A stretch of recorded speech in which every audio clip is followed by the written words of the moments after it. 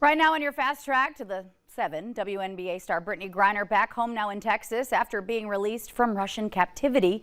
The Biden administration negotiated her release from a Russian penal colony in exchange for an arms dealer. Griner has been in Russian custody since she was detained last February on drug charges. President Biden signed off on the trade, which took place in the United Arab Emirates. The deal did not include Paul Whelan, a U.S. corporate security executive who remains jailed in Russia at this time. Whelan is accused by the Russians as being a spy, which American officials say is simply not true. He's been in prison since December of 2018. Whelan told CNN that he's happy for Griner, though, but is disappointed that more has not been done to secure his own release. His brother says the president did the right thing. His job is to protect all Americans and to care about all Americans. And it would have been wrong for him to leave behind an American when he had the ability to bring them home. And so I appreciate that he may have even waited. He may have even delayed in a hope that Paul might have been able to come home. But it was absolutely the right decision to bring Miss Griner home. And I'm so glad that he did. I'm super excited that she's free and able to spend the time with her family. Now, President Biden says the U.S. will never give up on Paul Whelan. Biden says the U.S. did not have a choice of who to bring home and that Russia refused to negotiate Whelan's release. President Biden says it was a choice between bringing home one American or bringing home none. Well, if you take a look outside, it's a bit of the calm before a winter storm. We've got a live look you see here from downtown Fargo where things look quite pretty and holiday-esque. We do know we're battling some fog and some haze, and winter storms are on the way for next week. In the meantime, though, we're tossing it right on over to meteorologist Lisa Green for a look at what's going on this morning. Specifically on our roadways, we did get a report of a major incident in West Fargo, and a viewer just submitted a video of a semi on fire. Yes, this morning it's going to be hazardous out there. We're looking at issues with frosty roads, slick roads that could cause some problems for travel. In addition to that, we are dealing with low visibility, all because of that dense fog that has developed overnight. So hazardous conditions for your morning drive in a lot of places, and in some instances we have visibility that's near zero. So that's going to cause all sorts of trouble here this morning. Here's a look at our visibility reports. In Fargo at the airport, only a quarter-mile visibility being reported there. Our area of toughest visibility is in that southeastern part of North Dakota. We're at a half-mile in Gwinner, Jamestown at a quarter-mile. Zero visibility. The worst of it right in the Cheyenne Valley, Valley City up to Cooperstown, both reporting zero for visibility right now. So that's where we've got our toughest conditions, all the way up to Langdon at a quarter-mile, and then other places in northwest Minnesota reporting lowered visibility, but not necessarily dense fog, at least at these reporting sites. We know there's a lot of space in between them, and you could be experiencing it where you are. Here's a look at that fog. This is a live view at the Luther Family Ford Cam in Fargo. You could see that it's low visibility. Normally we can easily see the frontage road and I-29. It's not even showing up in this view at all, and the only reason we're seeing those vehicles in the lot is because we have that illumination coming on from those lights in the lot here. 16 degrees currently in Fargo, so milder. We're building in that warmer air, but we're also dealing with the fog that's accompanying it. So visibility is looking bad, and we are at least seeing some dry conditions out there for that wait out at the bus stop. But please make sure you're keeping an eye out for kids on their way to school today with the fog that's in place. Later this afternoon, temperatures rising back into the upper 20s. Weekend looks pretty good. We have a little bit of light precipitation we may see tomorrow morning that could affect travel. It'll be spotty. And then the rest of the weekend is good, but again, next week, first alert weather days, several of them because of that storm system. So we want you to be prepared for that too.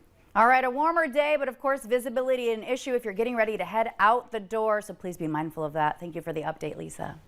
Time now is 6:56. It's sentencing day for the former Minneapolis police officer who kneeled on George Floyd's back while another officer kneeled on Floyd's neck.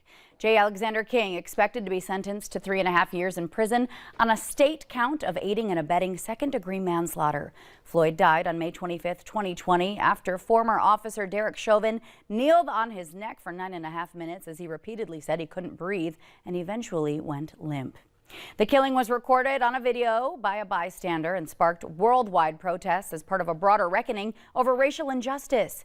King is already serving a federal sentence for violating Floyd's civil rights.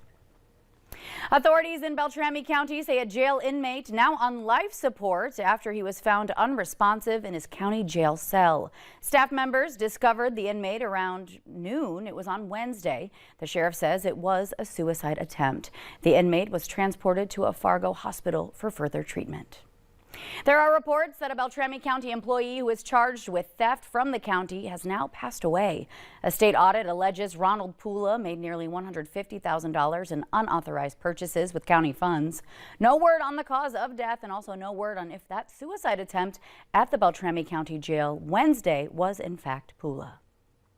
The FM nursing community mourning the loss of one of their own. You're taking a look at 56-year-old Rasia Coley. She had only been a nurse for 2 years, but quickly became family with her coworkers at Prairie St. John's in Fargo. They say she had a $1 million smile and gave the best hugs. If you're having a hard day, she could turn it around in just a few minutes, and with being around her. Rasia's son, 29-year-old James Coley Jr., is charged with killing his mother. A GoFundMe has been set up to help with her burial expenses. We have a link to the fundraiser on our VNL News app. Just click on this story. When the temperature is below zero, which happens pretty often around here, there's a chance that your car just won't start. And a lot of times it's because your battery needs a charge or simply needs to be replaced. One expert has 2 key things to keep in mind, though. He says the #1 reason you get power problems is that your car battery doesn't get the chance to recharge to maximum voltage. One of the worst things is not driving enough. So if you have a 10-minute commute to work and back and the vehicle's parked outside, that 10-minute drive in the morning and the afternoon is nowhere near enough time to keep that battery fully charged.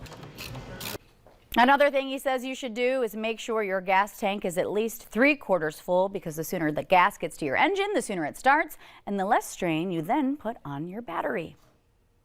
All right, holiday shoppers, you better get moving on your out-of-town packages. There are some key deadlines coming up if you're planning to ship out those presents.